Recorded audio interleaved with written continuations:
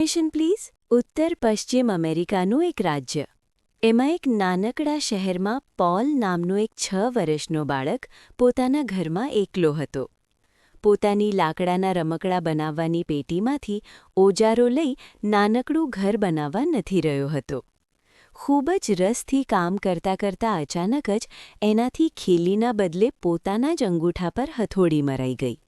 એની રાડ ફાટી ગઈ. રડવું આવી ગયું. પણ રડે શી રીતે? ઘરમાં કોઈ સાંભળવાવાળું તો હતું જ નહીં. એના પપ્પા નોકરી પર ગયા હતા. મા બજારમાં ખરીદી કરવા ગઈ હતી. હવે શું કરવું?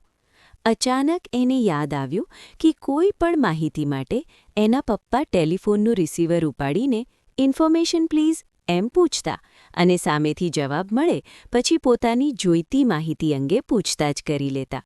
એ યાદ આવતા જ એણે ફોનનું રિસીવર ઉઠાવ્યું અને કહ્યું, ઇન્ફોર્મેશન પ્લીઝ. એકાદ બે ક્લિક્સ સંભળાય પછી સામે છેડેથી અવાજ આવ્યો. ઇન્ફોર્મેશન બોલે છે. બોલો, હું આપની શું સેવા કરી શકું? અવાજ કોઈ સ્ત્રીનો હતો. મારા અંગૂઠા પર મારાથી જ હથોડી વાગી ગઈ છે. ખૂબ દુખે છે. સાંભળનારું કોઈ મળ્યું એટલે બાળકે રડતા રડતા કહ્યું, તારા ઘરે કોઈ નથી? મતલબ કે કોઈ મોટું હાજર નથી? ના, ઘરે હું એકલો જ છું. હિબકા ભરતા બાળકે જવાબ આપ્યો. શું ઉંમર છે તારી દીકરા? તારું નામ શું છે? 6 વર્ષ. મારું નામ પોલ છે. અંગૂઠામાંથી લોહી નીકળે છે? ના, લોહી નથી નીકળતું, પણ મને ખૂબ જ દુખે છે. સબાકા ખૂબ જ મારે છે. તું તારા ફ્રીઝમાંથી બરફ કાઢી શકીશ? પેલી સ્ત્રીએ પૂછ્યું. હા, છોકરાએ જવાબ આપ્યો. તો એક કામ કર, 2-4 ટુકડા બરફના કાઢી એક વાટકામાં નાખી દે. એમાં થોડું પાણી ધરી દે. પછી તારો અંગૂઠો એમાં થોડીક વાર ડૂબાડી રાખજે. તને જરૂર રાહત થઈ જશે. થોડુંક સારું લાગે પછી એક રૂમાલે પાણીમાં ભીનો કરીને દુખતા અંગૂઠા પર પાટો બાંધી દેજે. તને જરૂર મટી જશે. અને હા, હવે રડીશ નહીં, બહાદુર બનજે. અદ્ભુત રાહતની લાગણી સાથે બાળકે એનો આભાર માની રિસીવર મૂકી દીધું. પણ આ પ્રસંગ પછી પોતાના કોઈ પણ કામ માટે એ ઇન્ફોર્મેશનને જ પૂછતો. લેસન કરતી વખતે તો ખાસ એને જ પૂછીને લેસન કરતો. મજાની વાતો એ હતી કે હંમેશા એને લેસન કરાવના સમયે ઇન્ફોર્મેશનની ડ્યુટી હોય જ. એ સ્ત્રીનો નોકરીનો સમય અને પોલનો લેસન કરવાનો સમય એક જ હતો. એટલે પોલ કંઈ પણ મુશ્કેલી પડે તો એ સ્ત્રીને જ પૂછી લેતો. એક વખત ભૂગોળનું લેસન કરતી વેળા ફિલાડેલ્ફિયા ક્યાં આવ્યું એ એને ઇન્ફોર્મેશનને જ જણાવ્યું હતું. ગણિતના અઘરા દાખલા ગણતી વખતે પણ એ એની જ મદદ લેતો. એણે જ્યારે નાનકડું વાંદરું પાડ્યું ત્યારે એને ખાવા શું આપી શકાય એ માટેની સંપૂર્ણ માહિતી એણે એ સ્ત્રી પાસેથી જ મેળવેલી. એક દિવસ પોલનું પાળેલું બુલબુલ પાંજરામાં જ મૃત્યુ પામ્યું. એ ખૂબ જ ઉદાસ થઈ ગયો. આ બનાવથી એને વારંવાર રડવું જ આવતું હતું. ઇન્ફોર્મેશનનો સંપર્ક કરી એણે આ કરુણ ઘટનાની વાત કરી. એણે કહ્યું કે દીદી, પોતાના અદ્ભુત ગીતોથી મારા ઘરમાં આટલું બધો આનંદ પાથરેતું એ પક્ષી અચાનક પીછાનો ઢગલો બની અમને શું કામ છોડી ગયું? પેલી સ્ત્રી 2-4 ક્ષણ મૌન રહી. પછી ખૂબ જ સહાનુભૂતિભર્યા અવાજે બોલી, બેટા, એ બુલબુલને આપણી દુનિયા સિવાયની બીજી દુનિયામાં પણ ગીતો ગાવાના હશે અને એટલે જ ભગવાને એને બોલાવી લીધું હશે. એ વાક્યમાં ખબર નહીં એવું તો શું હતું, પણ પોલના દુઃખી મનને એનાથી ખૂબ જ રાહત મળી. એ પછી થોડા દિવસ પછી એને ફિક્સનો સ્પેલિંગ કઈ રીતે લખાય એ પૂછ્યું. એટલો નાનો સ્પેલિંગ તો એની મમ્મી પણ સમજાવી શકે, પણ આદત મુજબ આવા નાનકડા પ્રશ્નો માટે પણ ઇન્ફોર્મેશન કાઉન્ટર પર બેઠેલી સ્ત્રીનો સંપર્ક કરતો અને એ સ્ત્રી પણ ક્યારેય કંટાળો લાવ્યા વિના એને બધું જ સમજાવતી. આજે પણ એણે એને સ્પેલિંગ લખાવ્યો. આ ઘટનાક્રમ આમ જ લગભગ 3 વર્ષ શરૂ રહ્યું. 3 વર્ષ પછી પિતાની બદલી બોક્સ્ટન શહેરમાં થઈ. પોલ અમેરિકાના બીજે છેડે રહેવા લાગ્યો, ચાલ્યો ગયો. એની મોટી બહેન એ જ શહેરમાં પરણીને સ્થાયી થઈ હતી. વર્ષો વીતતા ગયા તેમ સ્મૃતિઓની દિવાલો પણ સમયનું પળ ચાળું થતું ચાલ્યું. કોલેજ પૂરી કરીને પોલે પોતાનો ધંધો શરૂ કર્યો. ધંધાના કામ અંગે એ એક વખત બહારગામ જતો હતો. ત્યારે એના વિમાને એણે જ્યાં બાળપણ ગુજારેલું એ જ શહેરમાં લગભગ અડધો કલાક જેટલો રોકાણ કર્યું. પોલે પોતાની બહેન સાથે લગભગ 15 મિનિટ વાત કરી અને ફોન મૂક્યો ત્યાં જ દિવાલમાંથી ફૂટી નીકળેલા પીપળાની માફક જ એને ઇન્ફોર્મેશનની યાદ આવી ગઈ.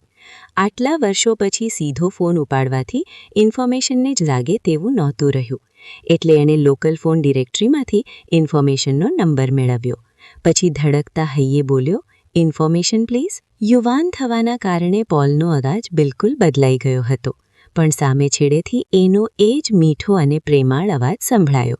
ઇન્ફોર્મેશન બોલે છે. બોલો, હું આપની શું સેવા કરી શકું? એનો એને એવો જ મમતભર્યો અવાજ આટલા વર્ષો પછી પણ સાંભળવા મળશે એવી કલ્પના જ નહોતી. એટલે શું વાત કરવી, એને કઈ રીતે વાત કરવી, એ તો એને વિચાર્યું જ નહોતું. એના મગજમાં તો પોતાના બાળપણના પ્રસંગો જ ઘૂમરાતા હતા.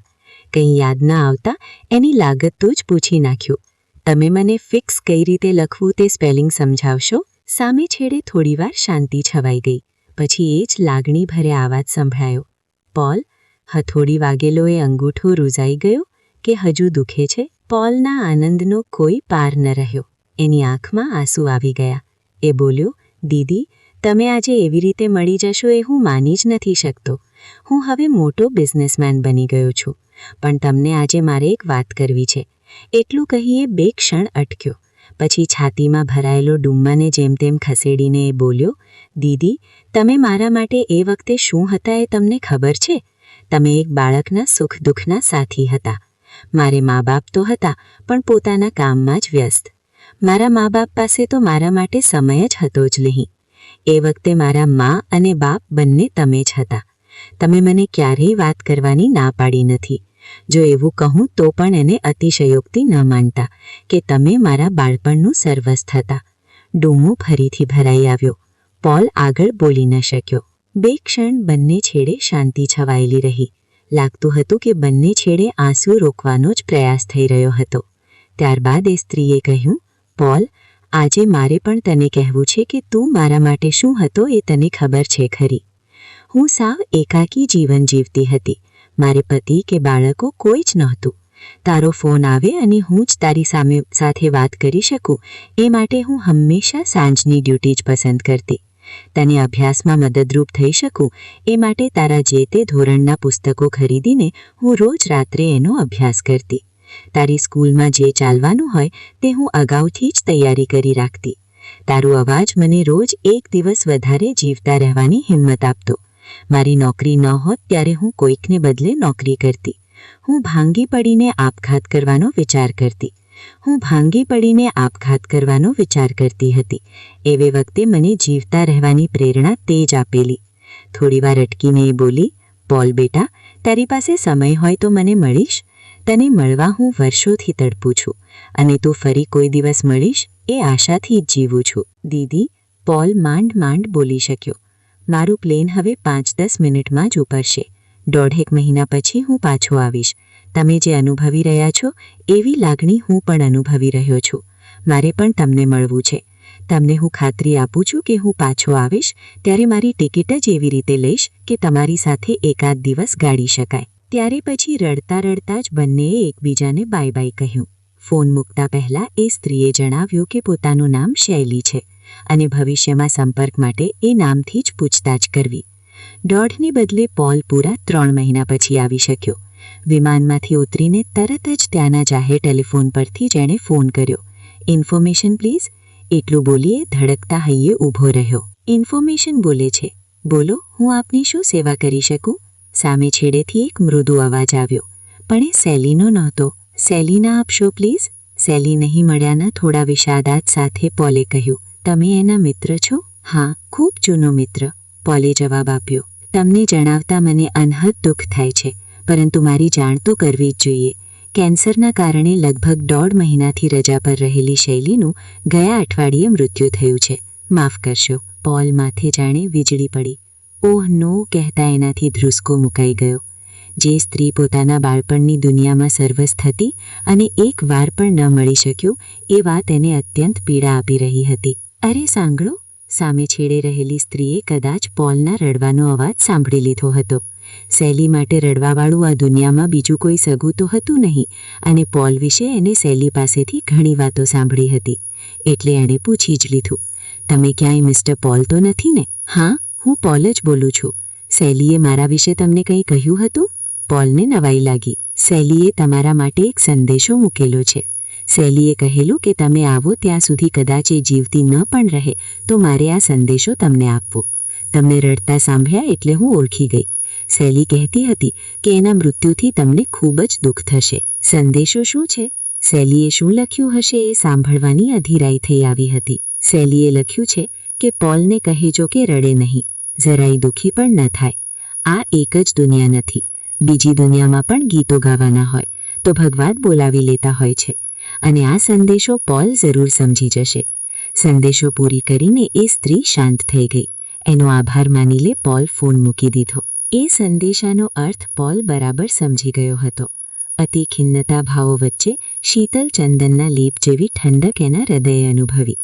આંખ બંધ કરી શાંતિથી એરપોર્ટની લોન્ચના એક ખૂણાની બેઠક પર બેસી ગયો. બંધ આંખોમાંથી અશ્રુધારા વહેતી હતી, પરંતુ એના મોં પર શાંતિનો ભાવ પથરાયેલા હતા. ઘણા વર્ષો પછી એના બુલબુલનો મીઠો અવાજ એના કાન અને હૃદયમાં જાણે કે ગુંજી રહ્યો હતો. આ કહાનીમાં એક બાળક જેનું નામ હતું પોલ અને શૈલી નામની સ્ત્રી જે આ બાળકને ઇન્ફોર્મેશન આપતી અને મદદરૂપ બનતી હતી. આ કહાની અજાણ્યા વ્યક્તિને પોતાની સ્વભાવ અને પ્રેમથી પોતાનું બનાવવાની ભાવનાઓ રહેલી છે.